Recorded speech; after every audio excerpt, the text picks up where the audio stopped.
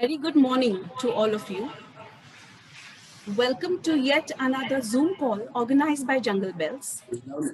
Jungle Bells is an exclusive women's wildlife group. We are into women's related activities, wildlife related activities, conservation and wildlife tours. Before we begin, I would like you to request all of you to turn your cameras off and switch off your microphones, please. If you have any questions for the guests, please type them in the chat box and we will address them after his talk. Also, if you want to receive any further communication from us about our events, please type in your email addresses and phone numbers in the chat box. So it's a World Forestry Day today. And who better than we could have got as our guest of today's webinar, Mr. Shailesh Temburnekar, who will be giving us insights about forests.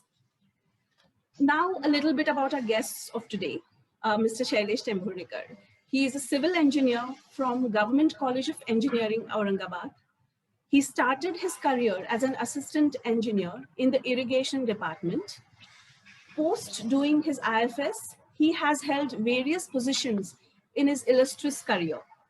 He started as ACF Bhandara Division and then was Deputy Conservator of Forests, Akot Division, DYCF World Bank Aided Project, DYCF Buldhana, Joint Director Social Forestry Nagpur, Regional Manager FDCM Limited Nagpur, CCF Nagpur Circle, CCF Budget, AP CCF Conservation, and currently holds the post of AP CCF Campa.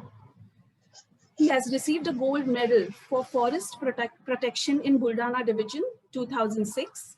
He has implemented a GOI, which is appreciated in the IWMP program at ARVI District Wardha. He has also attended training programs at University of Wolverhampton, UK, and National Productivity Council at Fiji Islands, USA.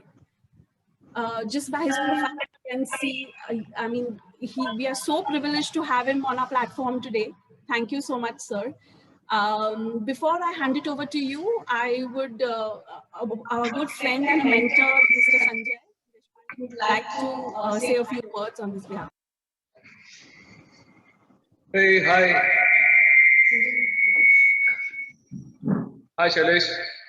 Hi, good morning. Good morning, good to see you. Friends, तुमच्या सगळ्यांना happy World Forest Day. And I'm very happy that Forest has not given me some good moments in Forest. But friends like Shailesh, Nitin Dada पण आहेत आज आपल्या chat room मध्ये. So Sunil Limay आहेत. And I'm very happy that apart from Forest, we have got such good friends and good human beings. And Shailesh, we all look forward to know your views about managing forest and knowing the facts about forest. And खूप लोकांना असं वाटतं की forest म्हणजे फक्त वाघ, tiger, leopard, and all these kind of species. But who better than you know the forest, what it really means. And we welcome you on this platform today. Eager to hear you and listen you. Thank you. Yes, sir. So handing it over to you, you can start.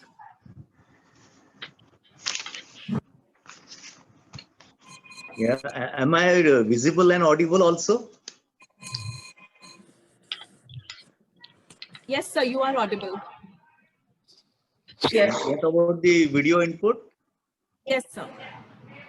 Okay. Good morning, dear all. Dear Sanjay Deshpande ji, his team Sanjeevani, all the office bearers of Jungle Bellies, and all the members of Jungle Bellies, and Honorable Head of Forest, Sir Sri Sai Prakash, sir, if in case he had joined. Then Honorable Dr. Jagannath Dikshit. The whole country knows that the Dikshit diet. So he is my dear friend and he would be most probably joining this meet today.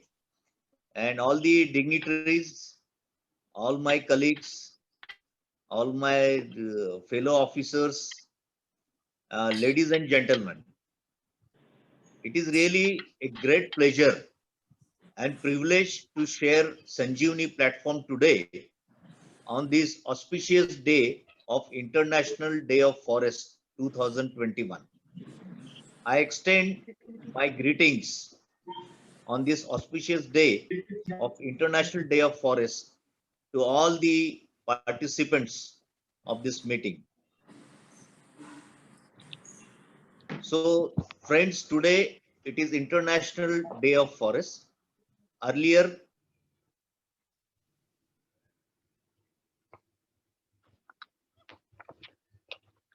Sir, you have been muted. Can you unmute? One minute, sir.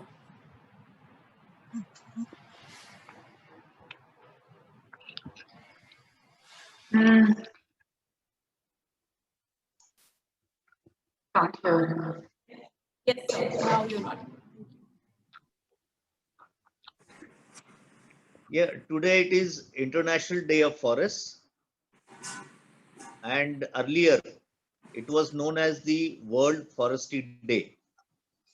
As all of us know, that in November 1971, a conference in Food and Agriculture Organization, that is FAO, decided to celebrate 21st March as World Forestry Day. Since then, up to 2012, it was being celebrated as World Forestry Day. But since 2012, United Nations General Assembly declared 21st March as International Day of Forests.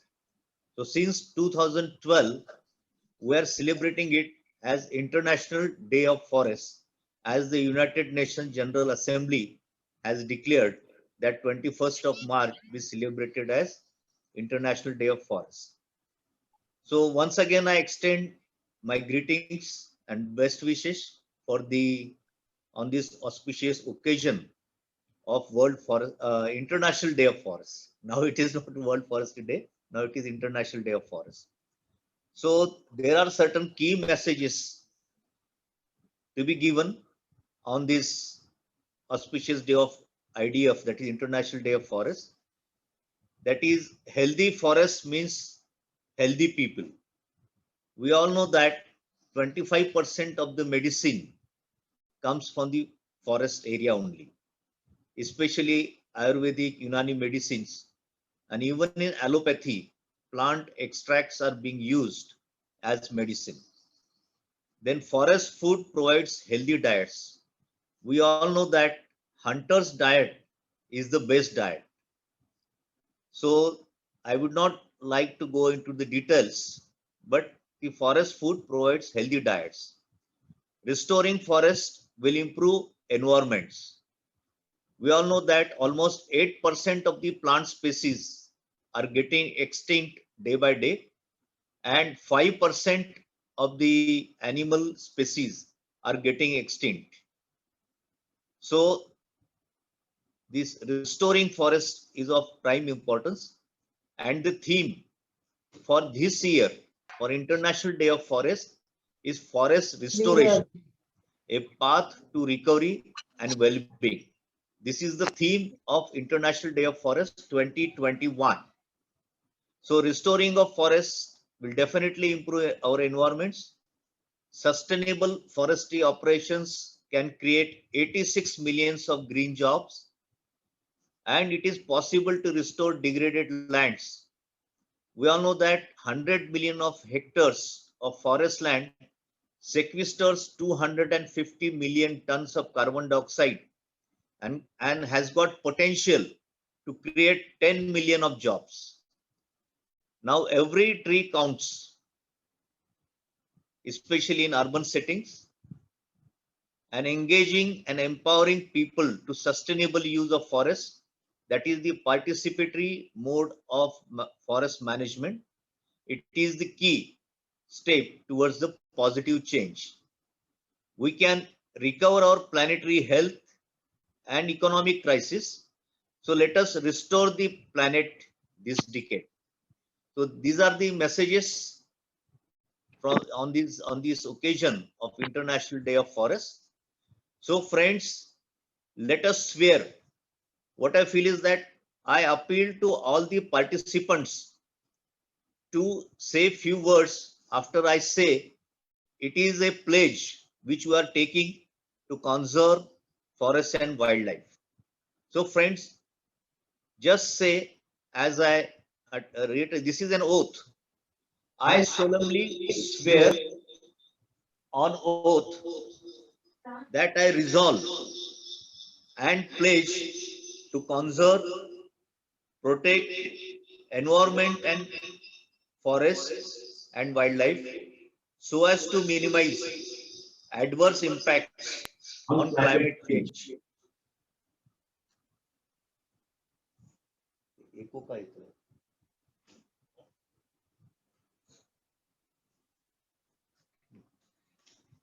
So, friends, with these words, we'll be celebrating this International Day of Forest,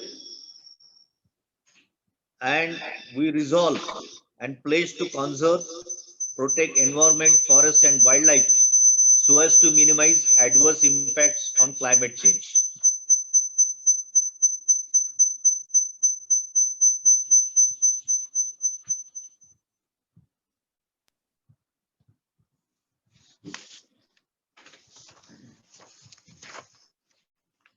Friends, let us move on to the next topic, and that is I would like to take you to the annals of history of forest management. All of you know that the Arthashastra was written during the reigns of Chandragupta Maurya, and wherein you can find certain. Excuse me.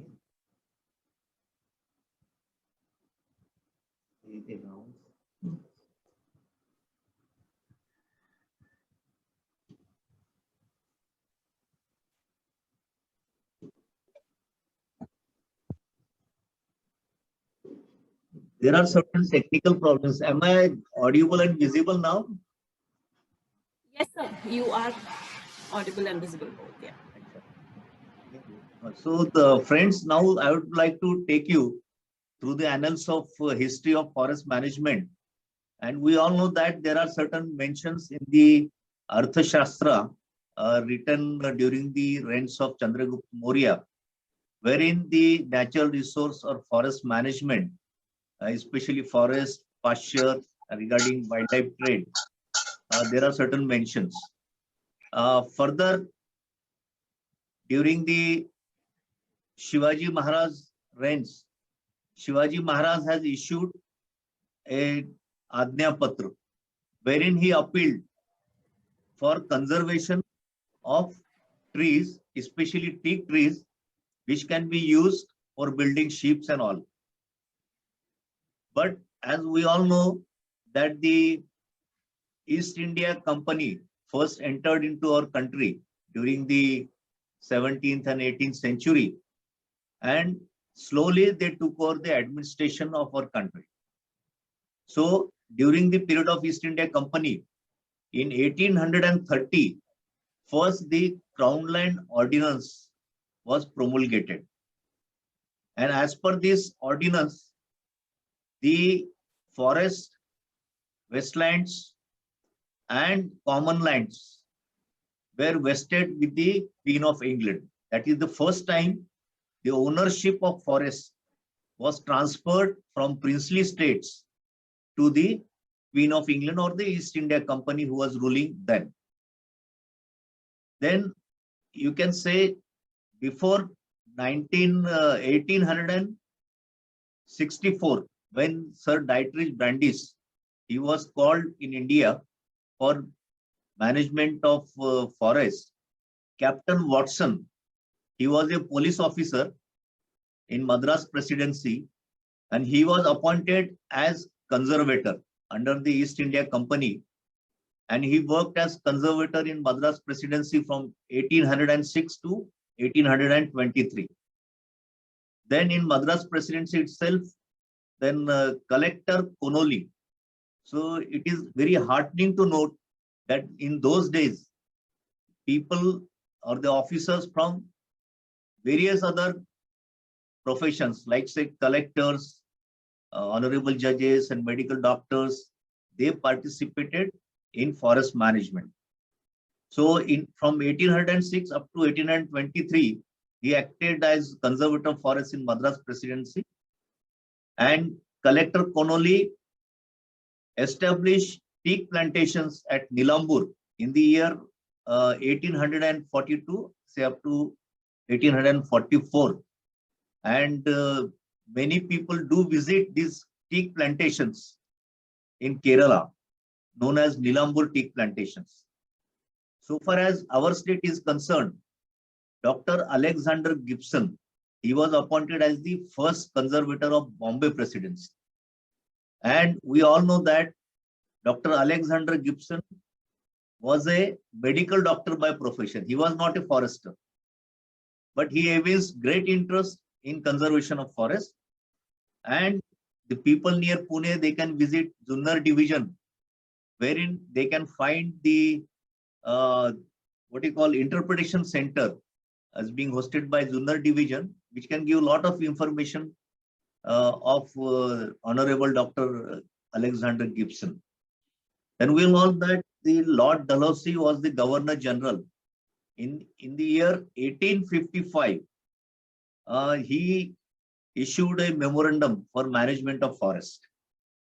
And based on this memorandum of forest, Mr. Dietrich Brandis, he was a German forester, and he was already working in Myanmar or Burma, as it was called in those days.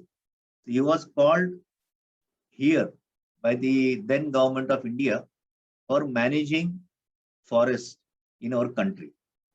So the first scientific forest management started with the advent of Dr. Dietrich Brandis, and he started managing the forest in a scientific way. During his regime, Bill for Forest Management was promulgated in the year 1868. Then Indian Forest Act was promulgated in the year 1878. Then this scientific way of management, that is the writing of working plans, survey demarcation of the forest resources, exploring the forest resources, because before him, most of these forest resources were owned by the princely states, and nobody was knowing the extent of these forest resources in those days. So for the first time, survey, demarcation, exploration of these forest resources was undertaken under his leadership. Laws were enacted, and the scientific management of forests started then. In the central provinces, Mr. Pearson, he was appointed as superintendent of forests, and he carried out this operation of survey, settlement, demarcation, and then assessment, laying of the forest roads, creating then construction of forest rest houses. So all such activities were being undertaken in those days. In 1865, Imperial Forest Service was established, and these forest officers were being trained at Royal Engineering College, Cooper's Hill, Surrey, in England in those days. Later on in University of Aberdeen in the year 1914. But later on, when the Forest Research Institute was established at Dehradun in the year 1926, the then IFS professionals were undertaking training. But in the year 1938, the Imperial Forest Service was disbanded and the Superior Forest Service was started, because forest was relegated to the provincial, as a provincial subject, as a state subject. So that is as per the Government of India Act 1935. So later on, again, the Imperial Forest Service, you can say, was rejuvenated post-independence as per the provisions of All India Service Act 1951, and Indian Forest Service, that is IFS, what we see today, was reconstituted in the year 1966 as the Indian Forest Service and All India Service. During the British regime, first national forest policy was promulgated in the year 1894. And by this policy, the forests were classified as reserve forests, protected forests, village forests, depending upon the objectives of the management and depending upon the needs of the rural people or the village people. The second national forest policy was promulgated post-independence, that is in 1952. Then our forest department used to be with the agriculture department. It was a part of agriculture ministry in the year 1952. So the second national forest policy was promulgated in the year 1952, according to which dictates that 1/3 of the total geographical area should be under forest cover in plain areas, and 2/3, that is 66 and 2/3% of the total geographical area should be under forest cover in hill areas. So these are the provisions, that is the major provisions I am just highlighting in the second national forest policy 1952. And the third national forest policy was promulgated in the year 1988, which advocates the participatory mode of forest management. That is, for the first time, we involved local people, villagers, and all the masses in the forest management. So friends, during the British regime, so far as the utilization pattern of the forest is concerned, most of it was industrial use, because in 1853, as per the Lord Dalhousie started the railway network in the country, and there was heavy demand for railway sleepers in our country. So a lot of sal trees were cut to meet the demands of the railway sleepers in those days. In the just up to 1911, from 0 to 1 lakh kilometer of railway lines were laid in the country. The railway network came up in a big way. Then during the World War First, that is 1914 to 1914, say up to 16, 17, 18, there was a huge demand for shipbuilding during the First World War. So the trees like Deodar and teak were cut to meet the demands of for shipbuilding and for other industrial purposes. Similarly, during the Second World War, that is 1942 onwards up to 1946, again there was heavy demand for timber, for shipbuilding and for other industrial purposes. And in those days, most of these forests were unexplored. So that is why the demand of for industrial use could be met, and there were very less biotic pressures. So the basic use of forest during the British regime was to meet the industrial needs of buildings, for development, and exploring the forest resource and managing it on scientific lines. These are the highlights of forest management during the British regime. So post-independence, because of the increasing population, both cattle and human population, we all know that the human population in the year 1947, that is the year of our independence, was around 40 crores.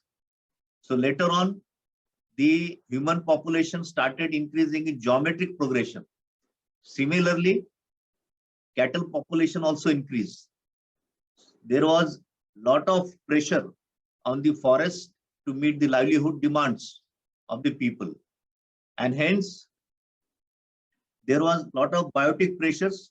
With these increasing biotic pressures, forests started degrading.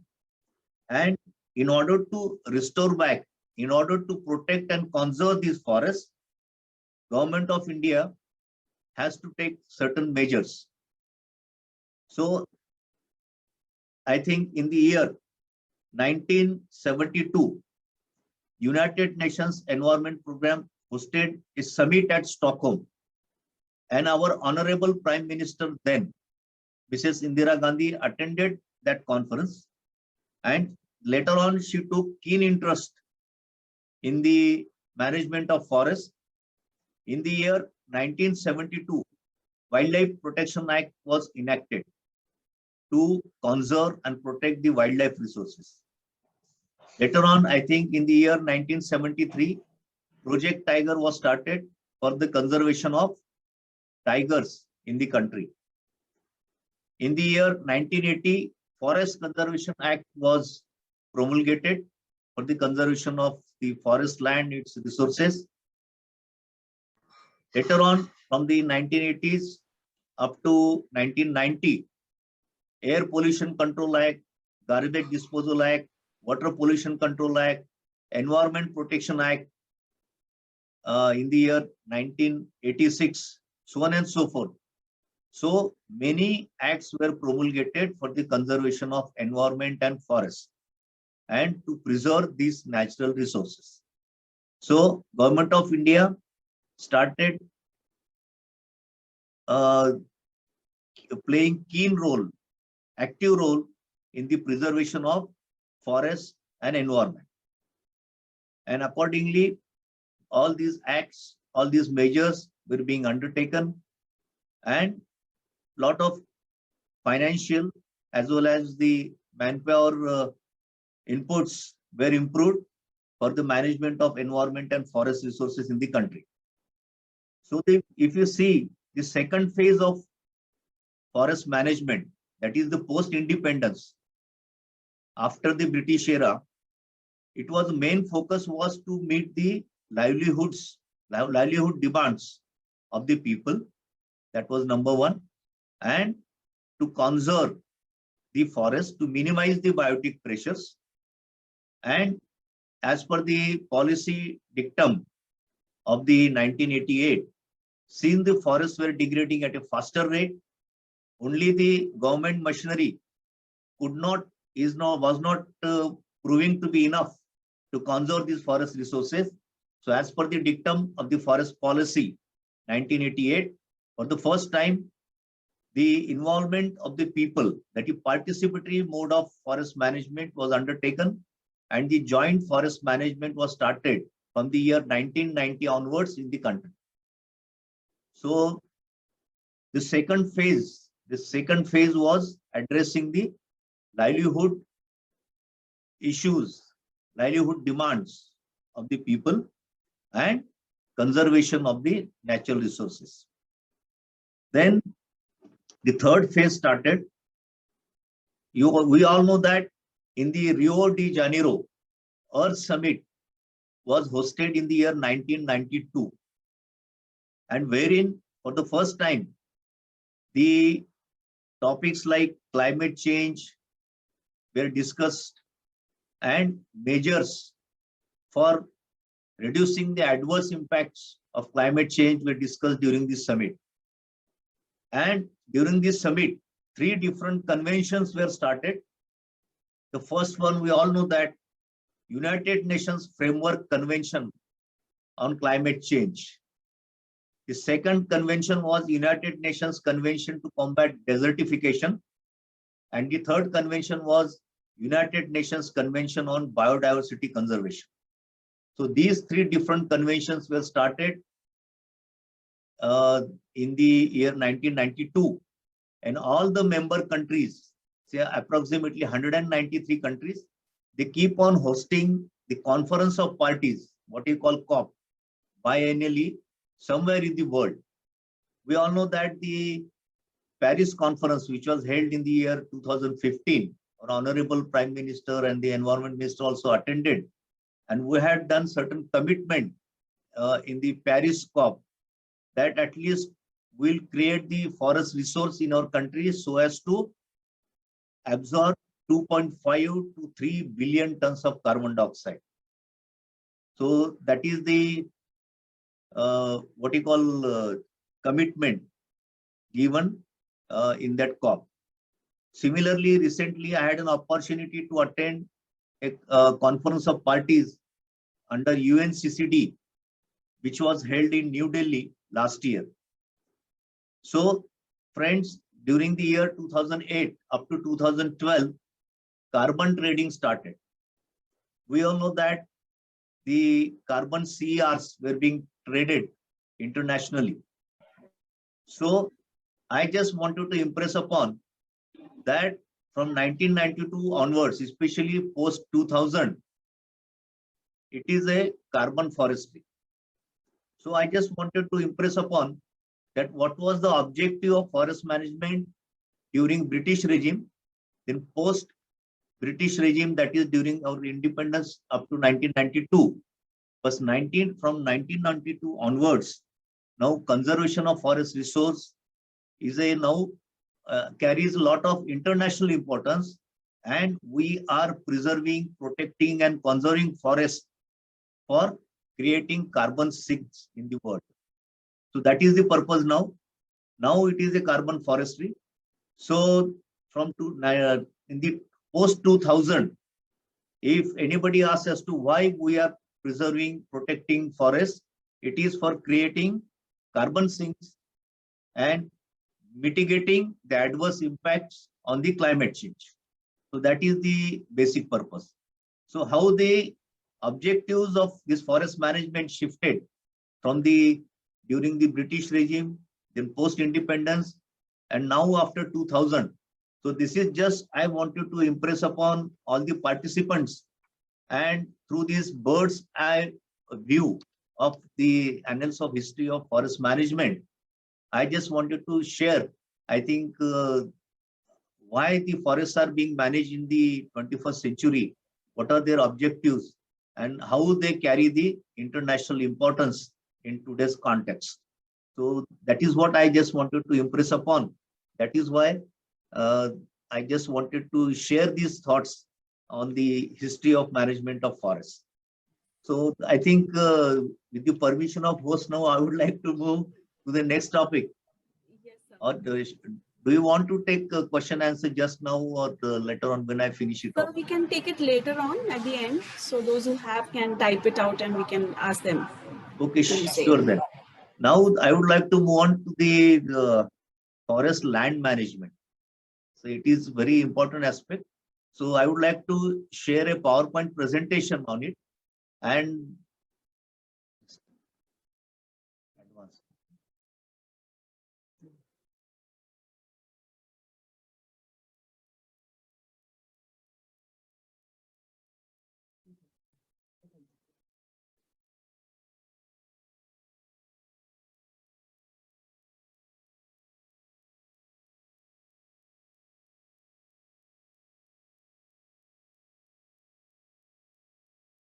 is it visible now?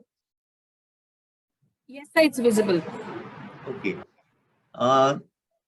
We all know that there are three components, basic components that form our forest.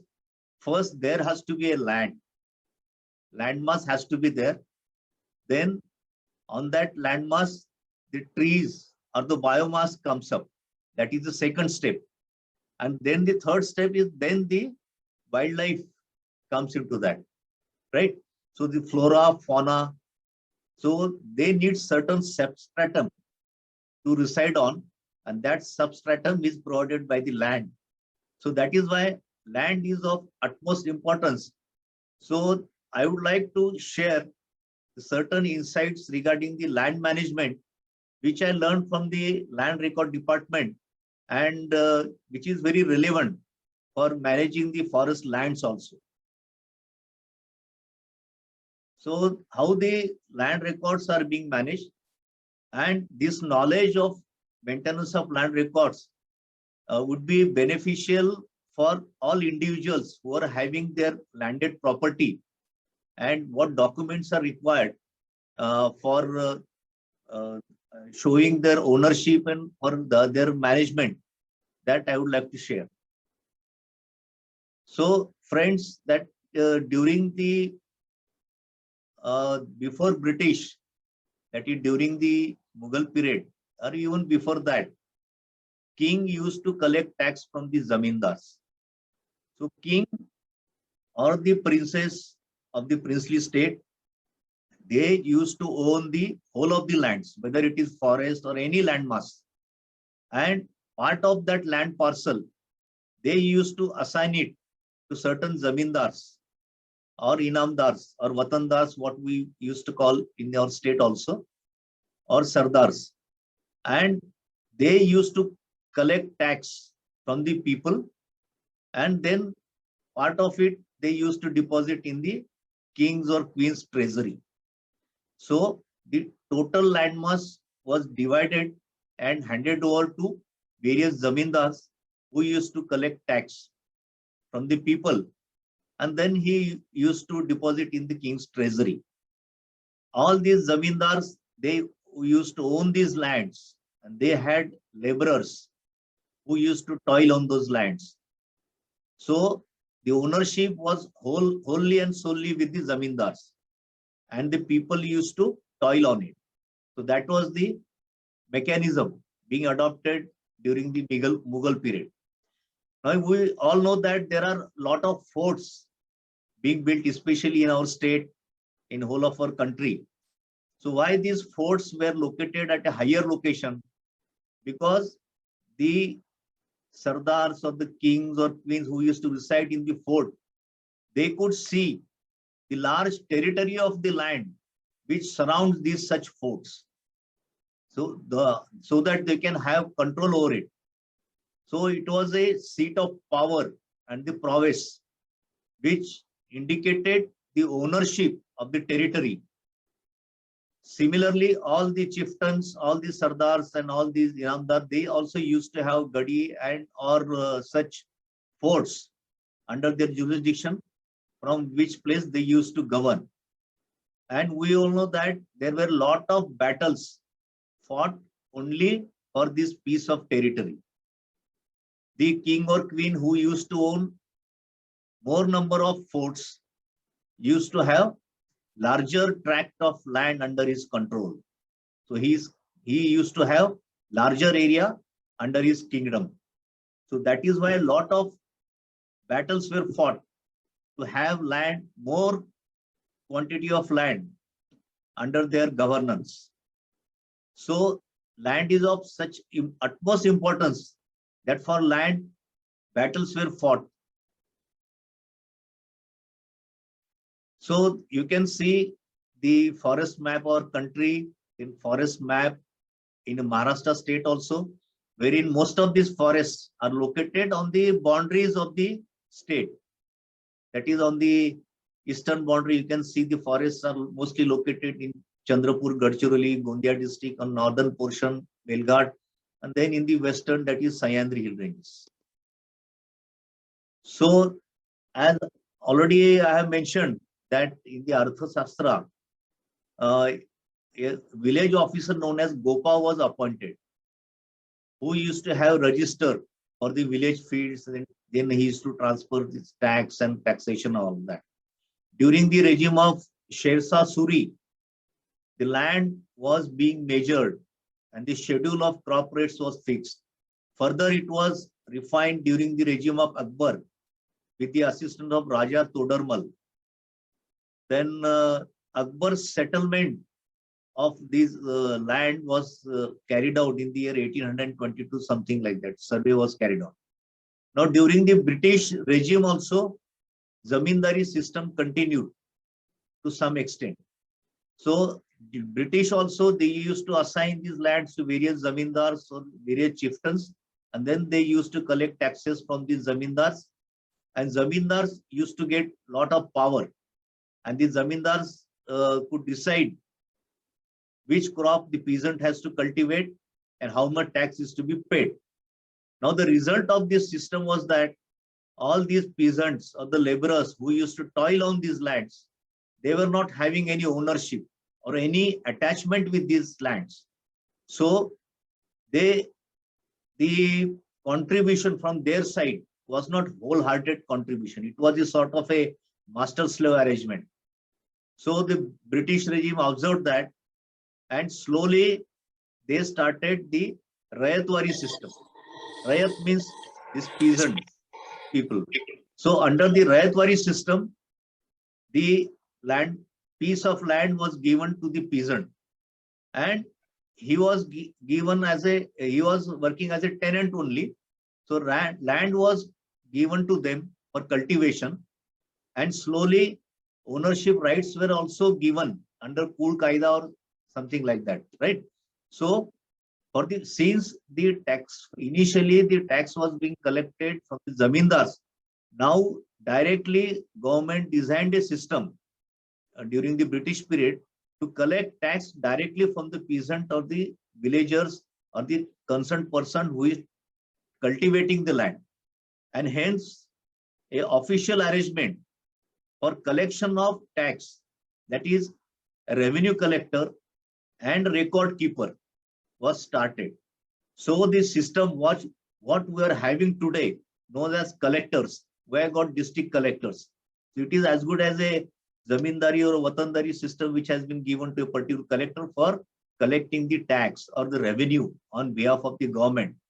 So this system was started during the British regime, and record keeping was started as to how much tax is to be collected from the concerned person, and that is how the system started. Slowly, the zamindari system was abolished, and the Rayatwari system came into being, and an official system to collect tax directly from the peasant was into place.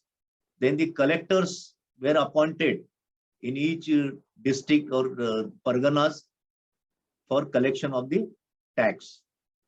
So all these records are being computerized nowadays, and there are a lot of tenancy reforms and lot of land reforms have been carried out. In our state also, computerization of the land records is being undertaken, but the work is going on. Nowadays, we get Satbaras online also. Then we'll be getting all the maps, all these records online. So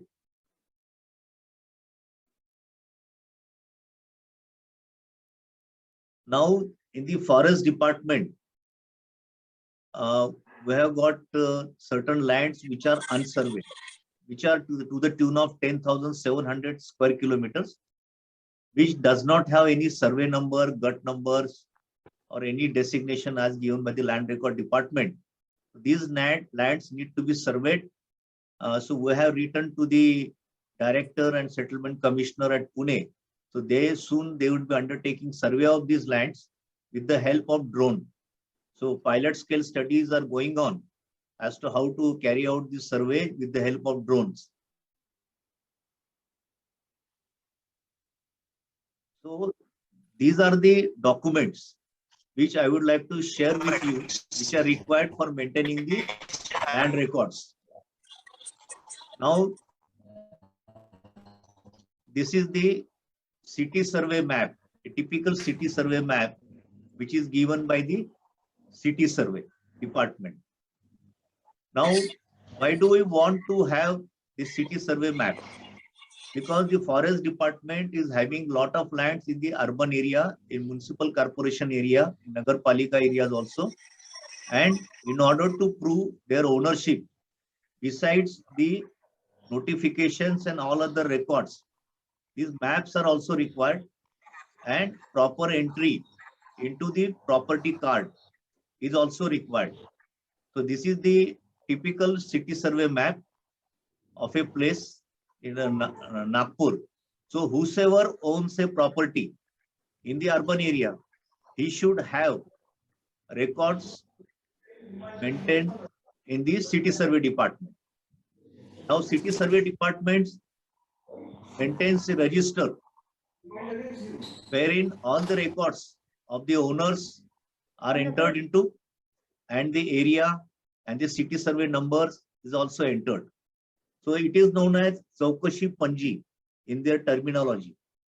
So whenever any map is prepared, their record is maintained in a statement with the land record department in a register that is known as Chaukashi Panji, and they issue a ownership certificate in this format. It is known as PR card or Akhiv Patrika. Now it is the basic document. Now all the people who are having their own plots in the city limits, everybody should have Akhiv Patrika or the property card which proves their ownership. Similarly, the forest department who are owning lands in the urban area, all the range forest officers, they should get this Akhiv Patrika issued in the name of forest department to prove the ownership that that land belongs to the forest department. Now they will say that they are having notifications, but these gazette notifications are issued mostly during the year 1883, 1905, wherein in some of these notifications, area survey numbers are not mentioned also. So it is better to get it surveyed and certified so that we have a proper Akhiv Patrika or property card in our hands to prove the ownership over the lands. Now, this is the Bandobast Nakasha. From the year 1910-11, during the year 1910-11, and actually the Bandobast survey was started from 1880 onwards during the British regime, wherein the land was being measured. So Bandobast Nakasha is very important. The scale which was used was 16:1 mile, 1:4,000. All these are basic maps prepared during the British regime, and all the land parcels, they have been given certain numbers. Those numbers are known as Khasra numbers or survey numbers. So these are the basic maps which are available even today and are being referred every now and then whenever the land dispute or the land matters comes up. So this is the typical Bandobast map, which you can see the 241, 242. These are the land parcel numbers, survey numbers given to that particular land parcel. Now, as being said, for every map, there is a record which is being maintained by the land record department in typical statement known as Bandobast Misal. Now, this is the statement which mentions all the details regarding the land parcel. Now, as the population increased and the ownership of a particular land parcel was transferred through heritage to the next generation, so the land got divided. If a person is having say 4 sons, is having say 12 hectares of land, then it was getting divided into 4 different land parcels.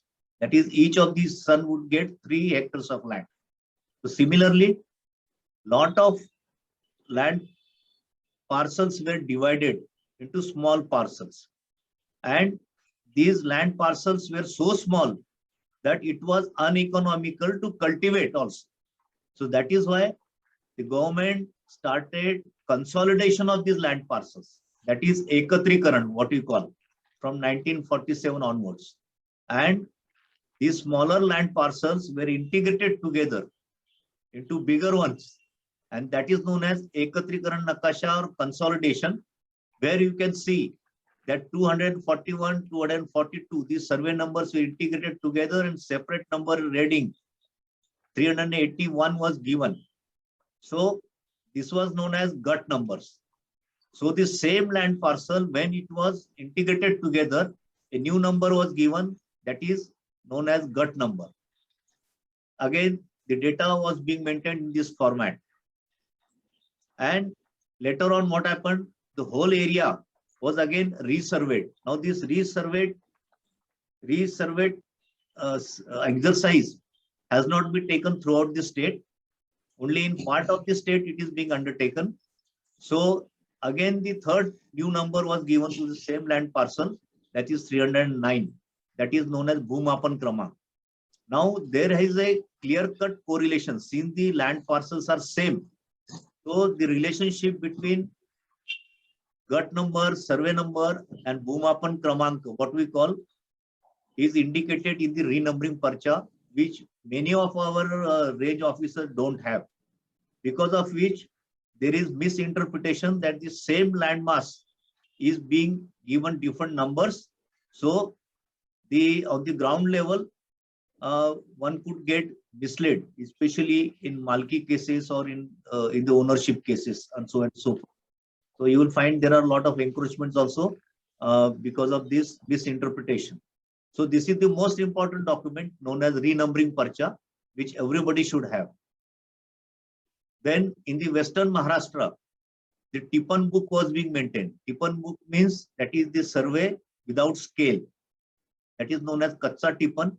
Then later on, it was done with the scale known as Pakka Tipan. So this type of surveys were being done in the Western Maharashtra. And now this is the Vaslevar book, wherein all the records were being maintained. In those days, they don't have calculators. So that is how, with the help of this table, Nambi, Rundi, Gunakar, they used to calculate the area and they used to maintain all these statements. Then later on, the bigger land parcels need to be divided because of the court cases or because of the government orders, so on and so forth. So that is known as Pot Hissa map, and also known as Akar Phod Patrak or Hissa form number 4. Now this is the most important document known as Akar Phod Patrak, which mentions the historical record of a particular land parcel as to how it has been divided or consolidated, by which order and by whose order. That is, by if in case the court has given or the government has acquired the land or it has become non-agriculture.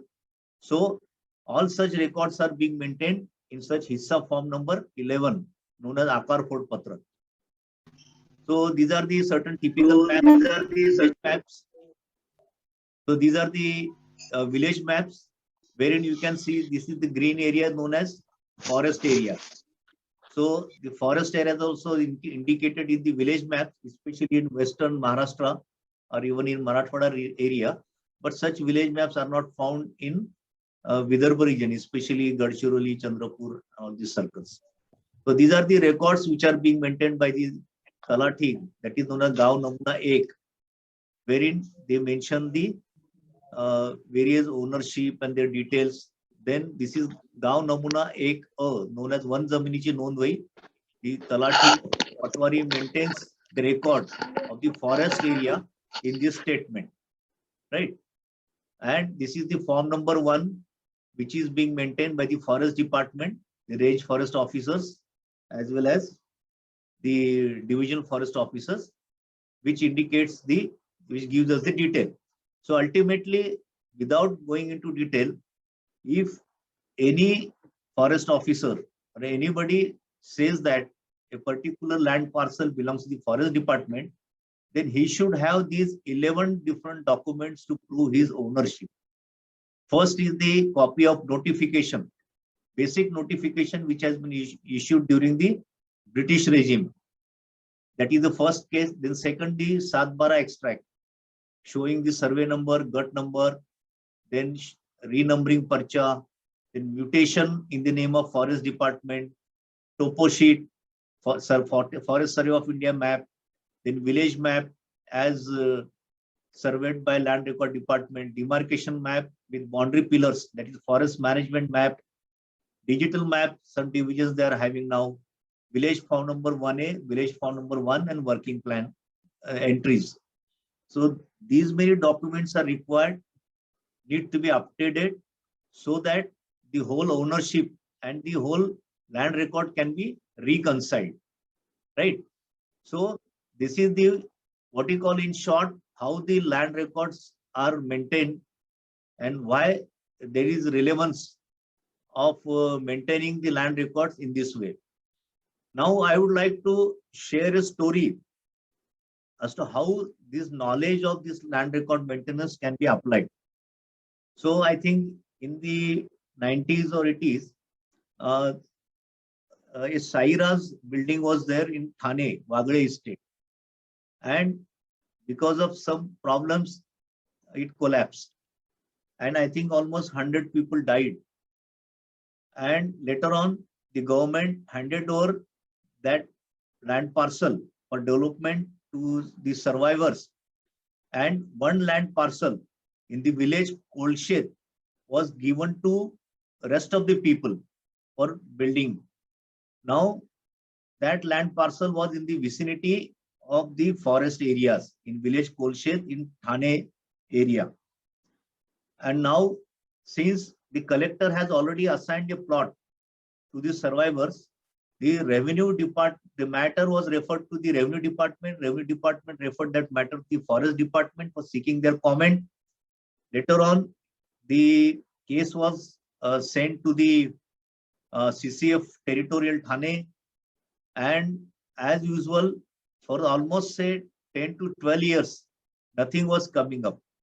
So the concerned person who was pursuing this matter, he was moving from pillar to post, from collector office to the land record office for almost 20 years or so.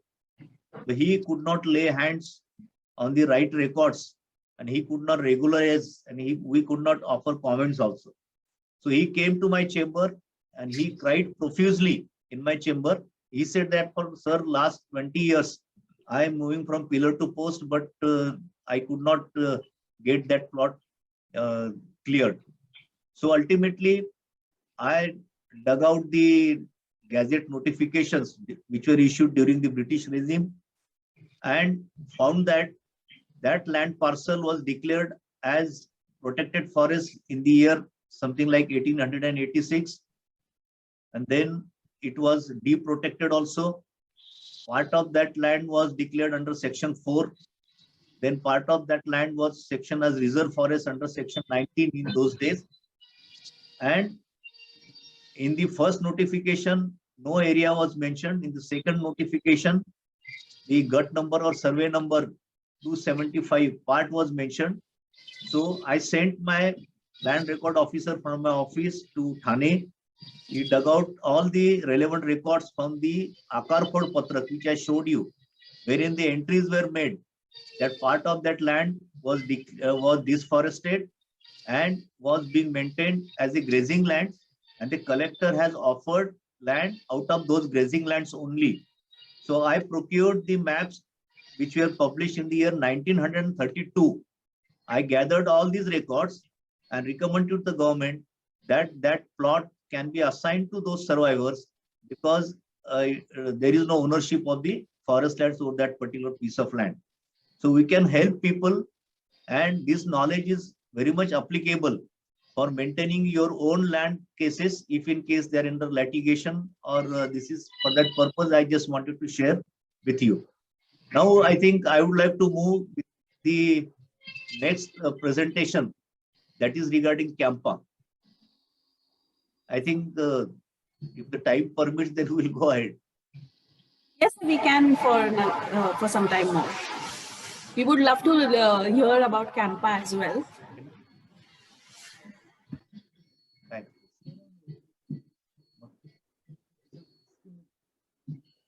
Share पर करा हूँ.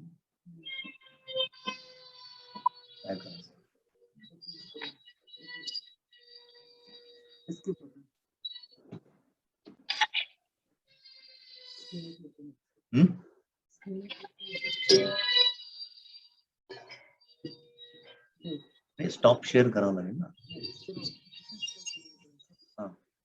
Yes, so you have to stop sharing the current one and then yeah. Start sharing.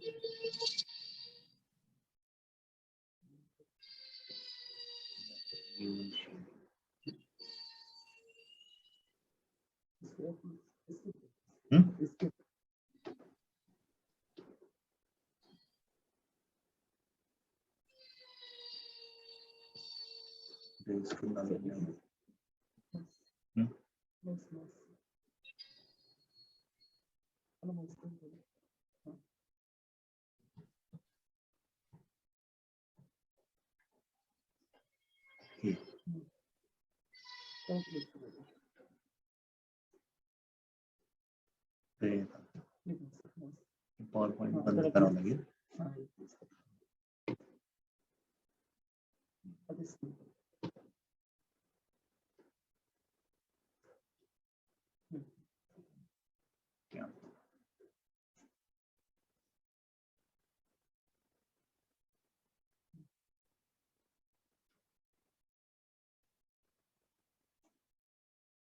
Yes, so right now I'm working as APCC of CAMPA, that is Maharashtra Compensatory Afforestation Fund Management and Planning Authority.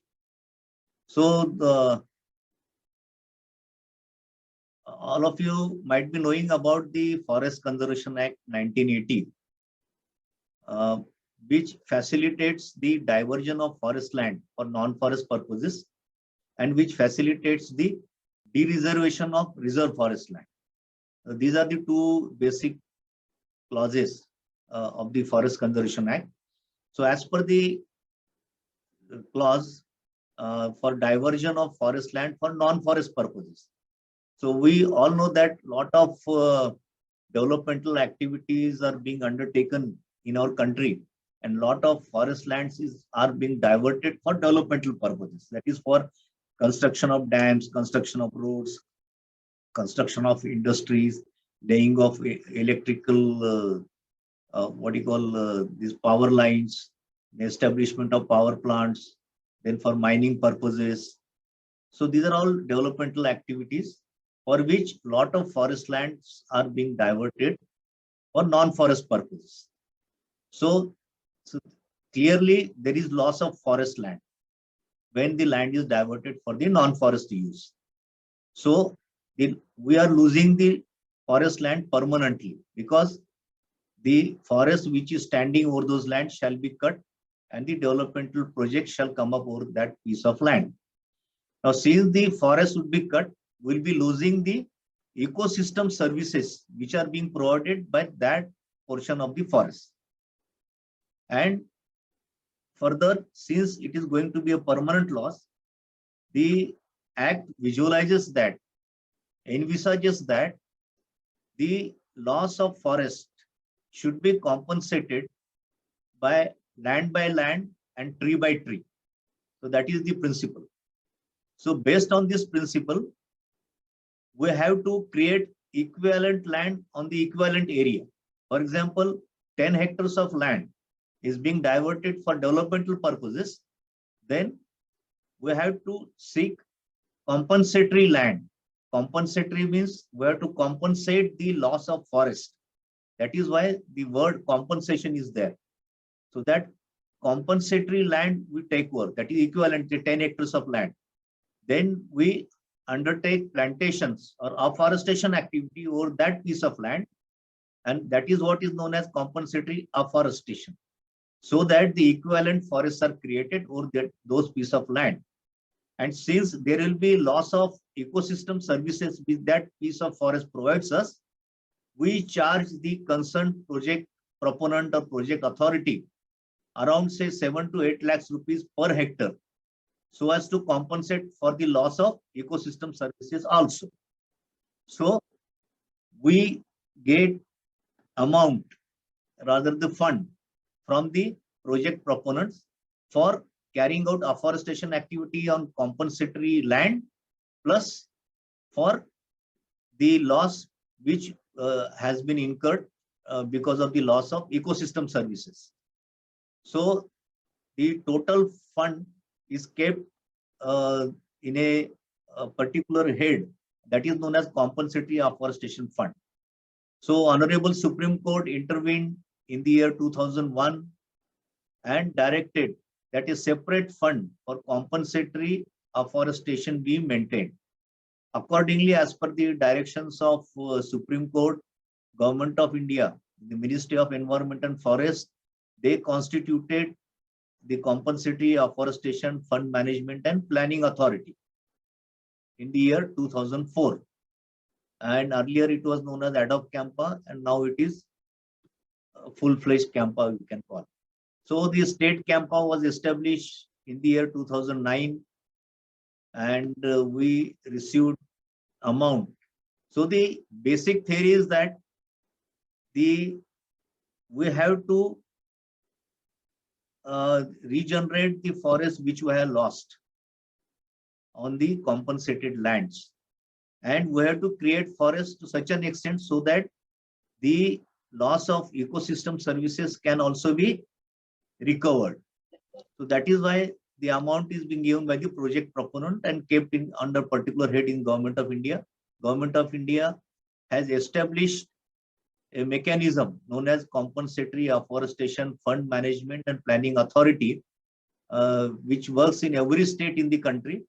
And we have got a apex Campa authority known as National Authority, Campa National Authority, located in Ministry of Environment and Forest, who oversees the work of all these state authorities.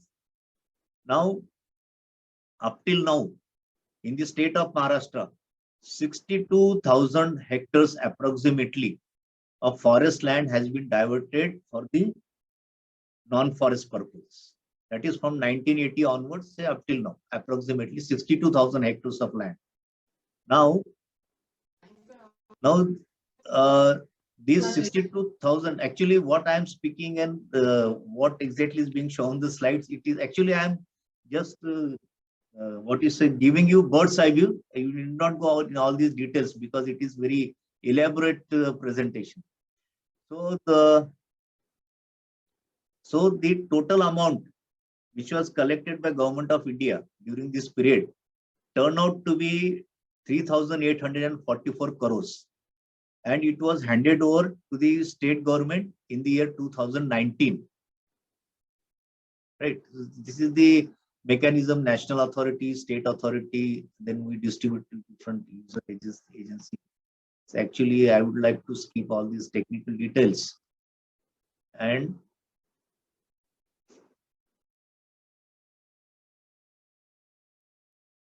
so that amount was handed over to state government.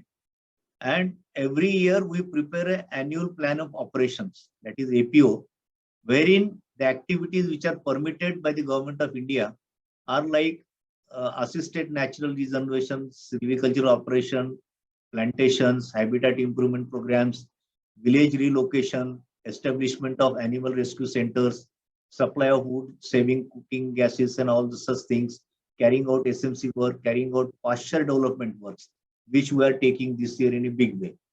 So, or otherwise establishing modern nurseries, then purchasing, maintaining IT devices, construction and maintenance of forest road, checkposts, watchtowers, forest custody, and then construction of residential building, office building for the frontline staff.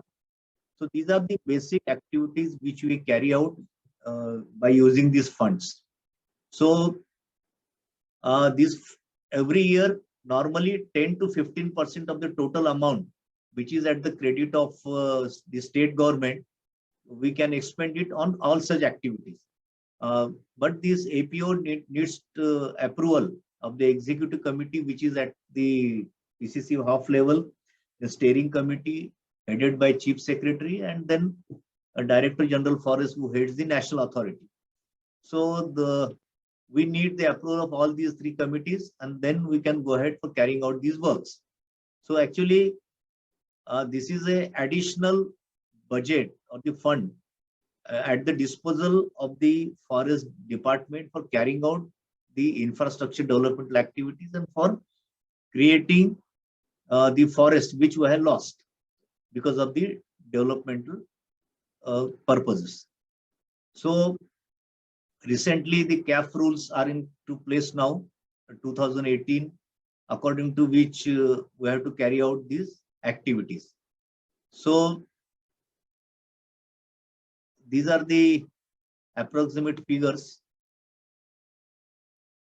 I just wanted to show you the photographs of the activities which we carry out under Campa Fund. So basic theory is that we get funds from the project proponent who seeks land for the non-forest purposes, for using non-forest purposes, and we have to compensate the loss of forest by land and tree by tree, and we carry out afforestation activity over those compensatory land which we get in exchange of the land which we lost, and we carry out certain afforestation infrastructure developmental activity in the department also.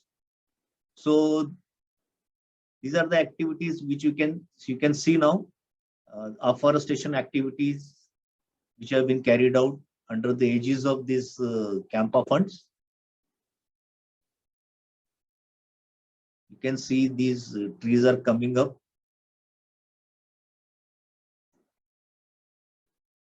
Then the roadside plantations, mangrove plantations, in nurseries. We carry out the fire protection works also. You can see the watchtowers have been constructed, then fencing has been erected. Now this fencing of erection of fencings around the lands, forest lands, especially located in the urban areas. So lot of such activities have been undertaken in Pune city. If you visit Bamburda and Pasgaon Parvati, Varje, so on and so forth, you can see these such compound walls have been erected around the lands owned by the forest department. So actually it is protecting the urban forests. Then this procurement of these equipments for protecting wildlife and then human life also. Then protect and procurement of equipment for man-animal conflict. So these are the some of the photographs which I just wanted to share, which have been carried out. Then these are the works, soil and moisture conservation works, which have been carried out under Campa funds. Then this is the solar water pump,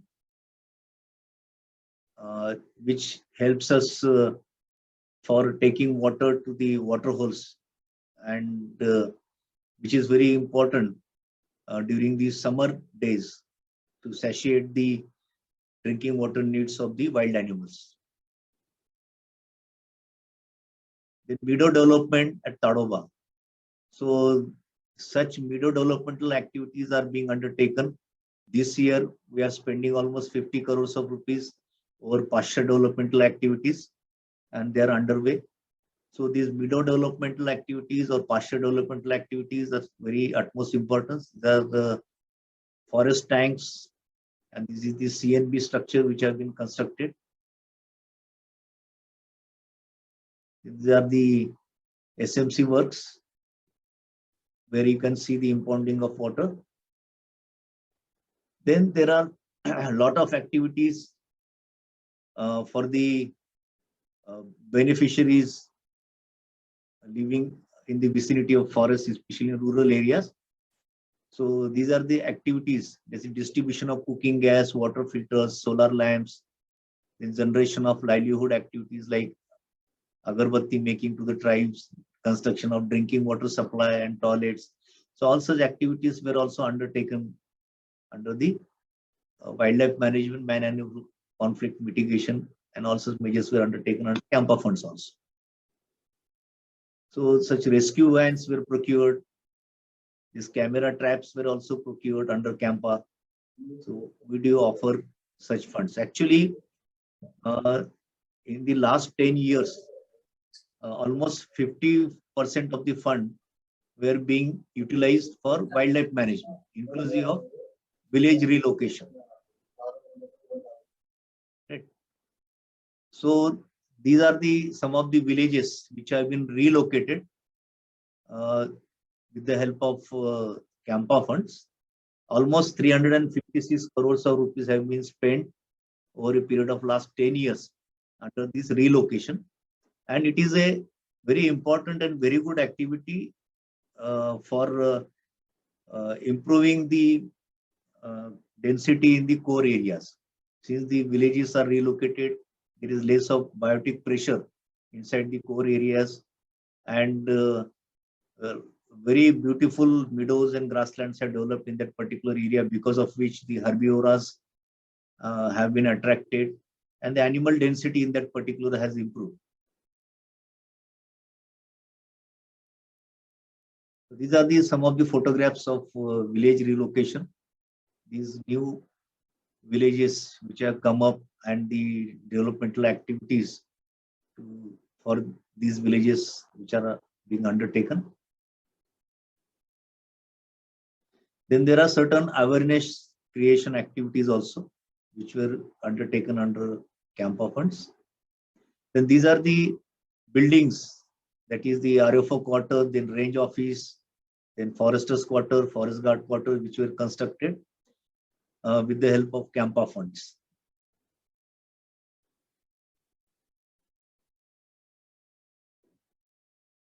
Such good constructions have come up in various parts of the state, and in a long way, it has helped us to improve the infrastructure of the department. See how the earlier building was, and now after renovation, how it looks now. Then forestry research activities are also being undertaken. So actually, I would like to appeal all the Sanjeevani members and Jungle Belly members, if they want to undertake certain research project, they can send me some research, what you say, synopsis or something like that, so that you can carry out that research project. There are certain research projects like, say, studying the life cycle of a particular wildlife species or bird. That activity can be undertaken. Secondly, carbon assessment in the urban area can be undertaken. Then all such research activities you can undertake. These are the research projects which are carried out by various renowned research agencies on the forestry. The education and capacity building programs were also being undertaken. So thank you. This is regarding Campa. So I think I have covered almost 4 topics, and the last topic is regarding the what you call recruitment in the forest department. So I have been specifically asked that the many members would like to join the forest department in future.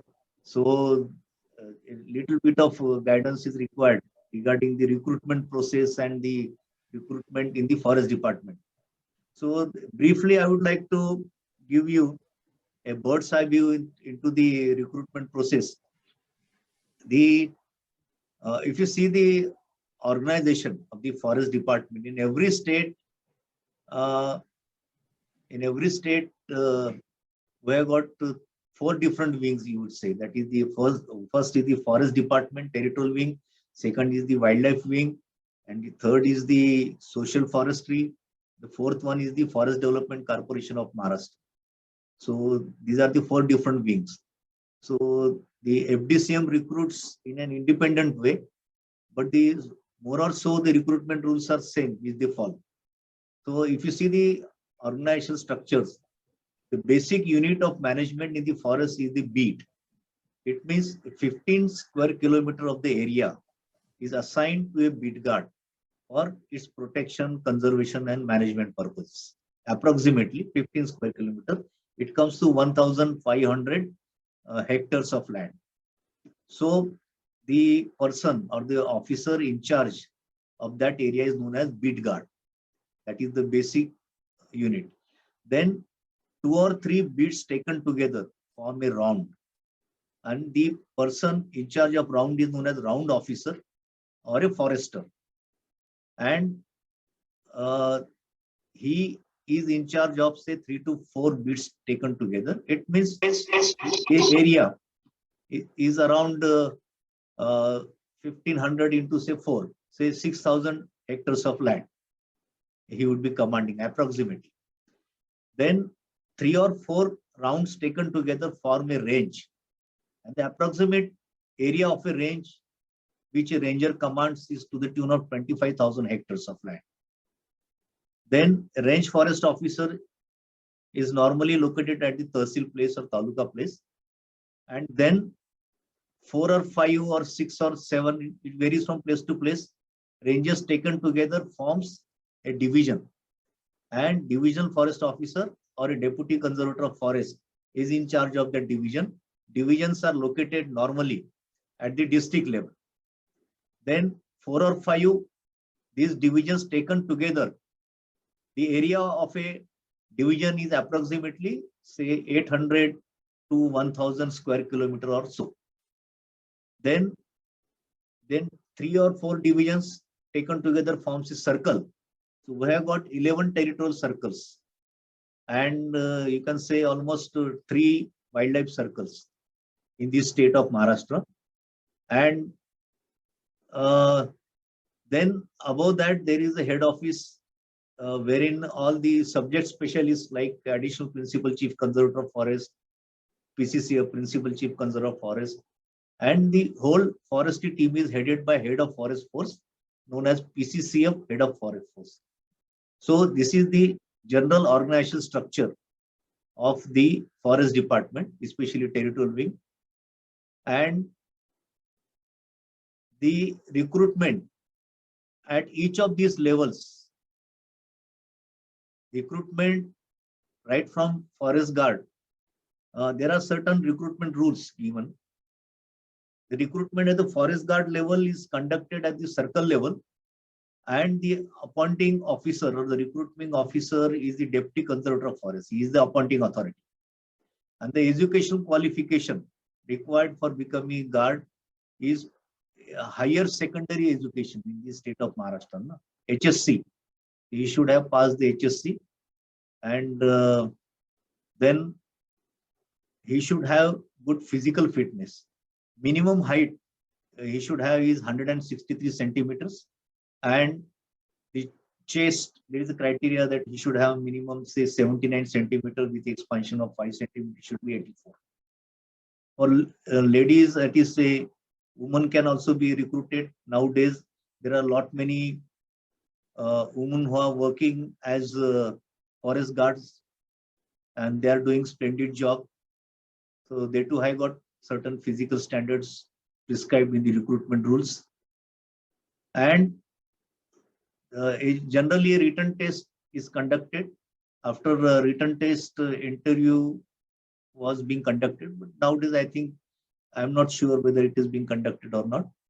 And physical endurance test is being conducted, that a person has to walk 25 kilometers in 4 hours.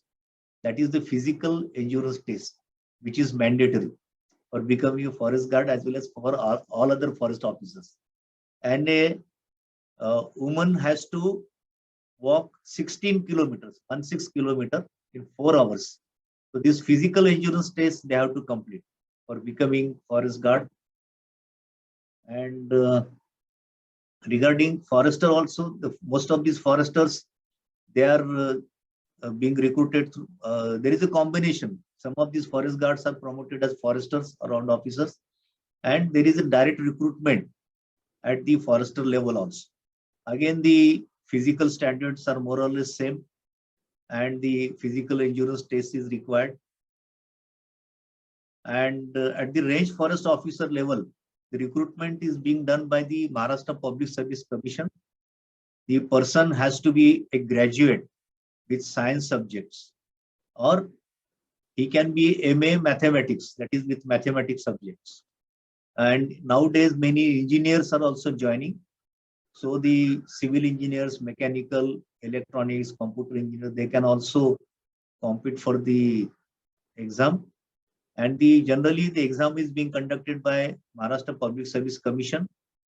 And after having got selected, again they have got a written test, then interview. After interview, they are shortlisted.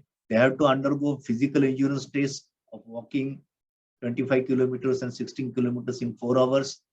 And thereafter, they are finally selected and they are given training in the Range Forest Officer Training School. Now we have got a training school at Kundal in the Maharashtra state, and then the other states we have got at Dehradun, Coimbatore, so on and so forth. Then the Range Forest Officer is a gazetted class 2 post. So that is all about the Range Forest Officer. Then there is the next position, Assistant Conservator of Forest, which is in between the Divisional Forest Officer and Range Forest Officer. So it is a Maharashtra Forest Service class 1 post, wherein the recruitment is again being done by the Maharashtra Public Service Commission. Again, the education requirements are more or less same as that of Range Forest Officer. He should be graduate and with some science subjects, and he can be graduate with mathematics. Even engineers are also allowed to compete for the exam.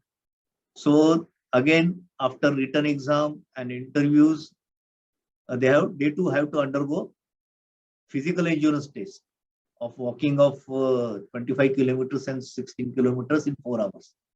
Once they qualify all these exams, they are finally selected and they are sent to training school, which are located at Coimbatore and Dehradun, which are being managed by the Directorate of Forestry Education.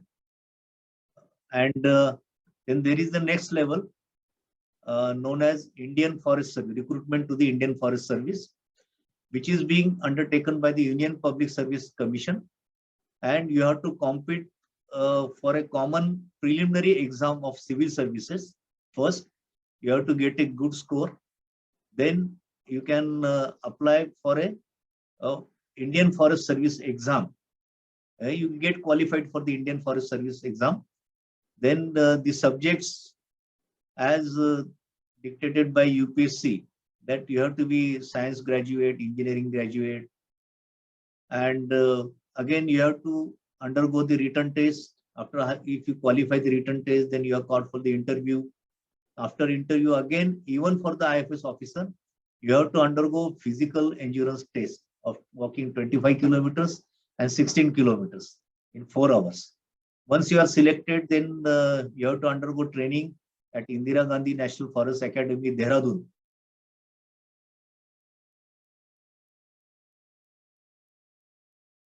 Level, highest level, that is the Indian Forest Service, at which the recruitment is being done. And then you can work in various sectors in forestry, then environment, and in various organs of the government.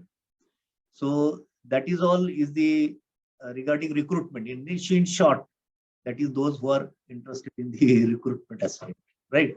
So from my side, I think I have finished. I have tried to give a bird's eye view, because each of these presentation would take almost 3 to 4 hours to discuss in details, and most of these are technical aspects. But I have seen that besides forest officers, my colleagues and many others, they have also joined this meeting. So just to give a bird's eye view in such a short time, I have made a concise capsule presentation. So that is all from my side. And I am highly grateful to the Sanjeevani for giving me this an opportunity to share their platform. And it is a pride and privilege for me to be on this Sanjeevani platform and share my thoughts. And once again, I extend my greetings on this World Forestry, not World Forestry Day, that is International Day of Forest 2021. So thank you. If you've got any questions, we'll take up the questions now. Yeah, sir, thank you so much for coming on our platform. Jagabels is really honored to have you. And like you said, on this, International Day of Forests, this was a perfect topic and perfect presentation to learn about, the timeline of forests, the management of forests, and even CAMPA, which is, it was great to know that efforts are being made for, compensating land that takes over, that, is given for development. Because both have to happen. Development also has to happen, but we also need the forests to survive. So it's really, it was very, very interesting to know about CAMPA.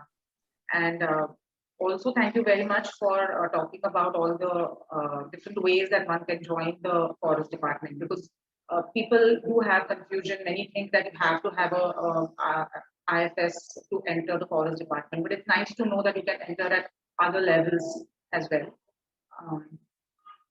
The chat questions, and I think, sir, you mentioned also about us joining hands for certain projects, with you, and we would definitely be very interested. So we will get in touch with you about that. Sure, most welcome. Someone has asked, yeah, so the question is, how can one join your project or any conservation project, as many of them don't know how to start? So please share this information. I have a question that how can one join your project or any conservation project, as many of them don't know how to start. Please share some information on this. Right, yeah. Now, what I would say that actually this is the participatory mode of management in forestry which we are adopting since 1988 onwards. So we have got the joint forest management committees. We have got the biodiversity committees also at the village levels. Then we have got the community forest CFR committees at the village levels. And I have found that there are many research workers and many research students, even from IITs.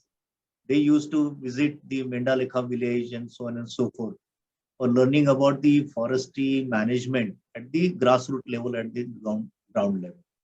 So, and there are a lot of potential working at the grassroots level. So what I feel is that if anybody wants to join, then he can contact our range forest officer. For example, if you want to join forest management and learn and observe, then I would like to give an example of Gadchiroli districts. I think 4,700 square kilometer of forest area has been assigned to various these CFR committees, that is Community Forest Reserve Committees. And these committees are formed by villagers or the members of the Gram Sabha. So a person who is interested into research, a person who is interested into forest management, he can visit that particular piece of forest, can make a plan that is known as micro plan, how that forest resource can be used for the betterment of the local people, right? So he can give technical inputs. So that is one area. He can be associated with the joint forest management committees also. Then there are many research projects which are being carried out in our sanctuaries and national parks. So they can be in contact with the concerned field directors. So they can assign small such research projects, or you can become associate with them. For example, the census of wild animals being conducted every 4 years, every 2 years or so. So during census, they seek volunteers. So you can be a participant as a volunteer in the census process, right?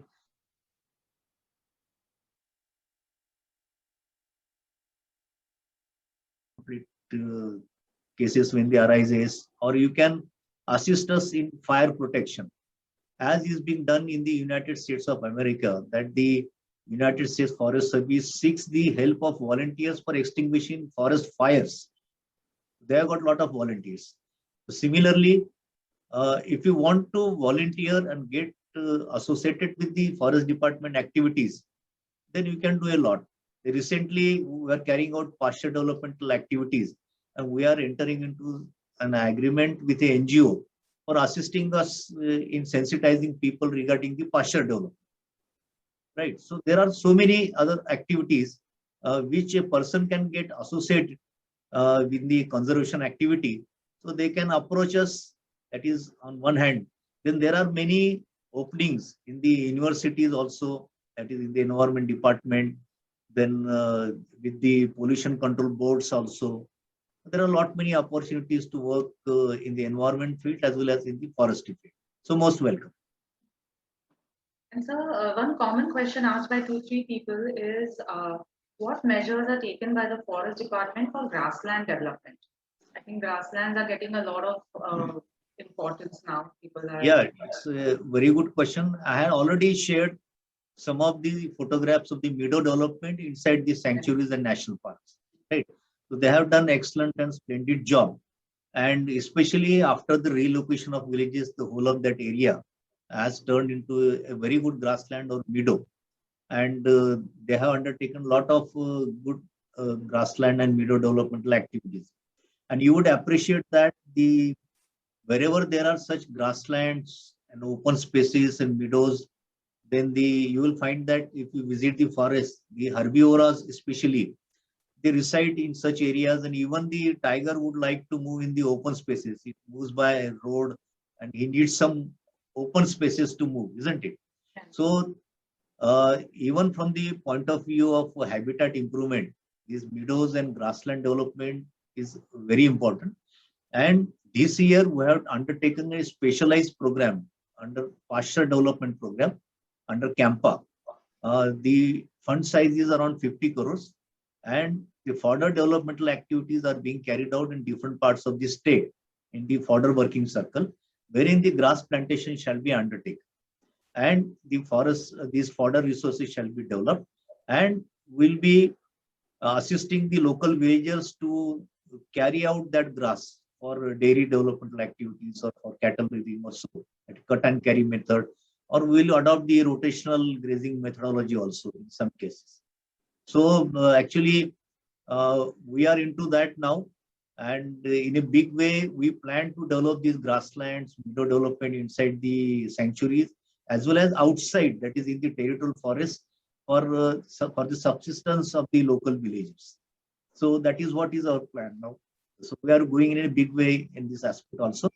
So that's all I would like to share. So what about the grasslands in the urban areas, grasslands that are close to cities, or Sanjay Deshpande is asking about grasslands that are under private ownership in Western Maharashtra. What about those grasslands? Actually, if the grasslands are under private ownership, we cannot force them to share that resource with the government. But if it is on private forest land, especially there is an act in the state of Maharashtra known as the Private Forest Acquisition Act 1975. If that particular land comes under that act, then definitely we can acquire those lands, right? Even if they are grasslands, we can acquire, and they can use it for the forestry purposes. And actually, congratulations to Sanjay Deshpande, that he has written very good blog regarding the grassland development, and he has given a very good example of wolf habitat as to why the grasslands are needed. And Sanjay keeps on writing very good blogs and articles. So the kudos to him. And he is into grassland and meadow development nowadays. So definitely we'll take his assistance. And we have got an expert known as Subhash Badwe. He's a retired chief conservator of forest. He's expert in grassland management. So we have engaged him as a consultant for the pasture developmental activities in the state under Campa also. So that's all from my side. That's what I can say. Thank you very much, sir. Really, really, like I said, very honored to have you on our program, and we really learned a lot about forests. Usually we only learn about wildlife and animals and mammals, but this was a very different and interesting perspective. So thank you very much. We would also like to thank Sanjay Deshpande of Sanjeevani Developers. It's because of him that we are able to get all different types of interesting personalities to come and talk on our Jungle Bells platform. And he's also our mentor and a big support to us. And thank you lastly to all the viewers for coming and attending this call. We'd like to thank Nitin Kapurkar sir, PCCF Wildlife, who was listening to our call throughout. And we also had Kalyan Kumar, CCF Nagpur, who was also listening to us. So thank you very much. And so we will definitely be in touch for joining hands with you on certain projects. Thank you very much. Yeah, thank you. I think Dr. Dikshit is also there, it seems. Just check up. Dr. Jagannath Dikshit, he is famous for the Dikshit diet. So if in case he is there, I'm highly grateful to him for joining this meeting. All right. Thanks a lot. Right now, maybe he was there initially. Right now, I can't. Yeah, it's okay then. Okay, thank you, sir. Okay, thank you. Thanks a lot. So much, sir. Thank you, Sanjay. Thank you, everybody. Thank you, Jungle Valley. Thanks a lot.